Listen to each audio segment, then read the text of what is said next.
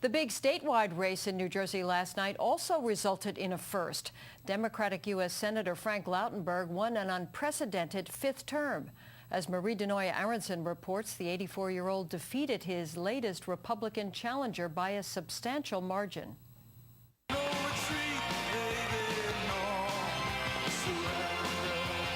It was one of the earliest races called. Within minutes of the polls closing, it was all over, but for the speeches. What a night! I'd like to thank my devoted campaign staff, who, when they signed on to this campaign, knew that the odds were long and that the challenges were great. And it's true, most analysts doubted Republican Dick Zimmer ever stood a real chance against this enduring incumbent. Frankly, even though we were optimistic, we had to wait and make sure. I did hear from Dick Zimmer. He wished me well, and I wished him well also. Yes.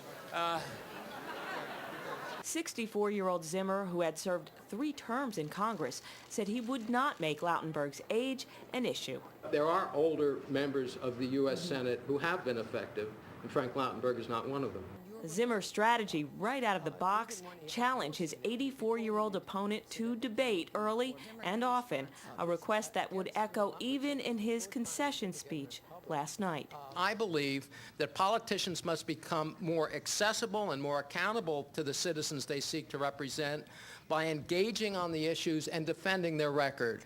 In the end, Zimmer got just one televised debate with Lautenberg the Saturday evening before the election. He maintained too late to make a difference. The final vote, 56% to 42%, said it all. I want to say to my grandchildren, kids, remember this night and know that Papa loves you and will work as hard as he can for you and every grandchild in this country.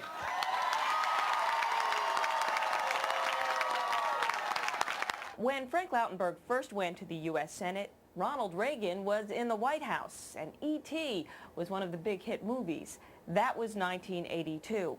He retired in 2000, only to be called back to run and to win in 2002, when Bob Torricelli bowed out of that Senate race amid an ethics inquiry. When Frank Lautenberg completes this term, he'll be just days shy of his 91st birthday. Marie Denoya Aronson, NJN News, Trenton.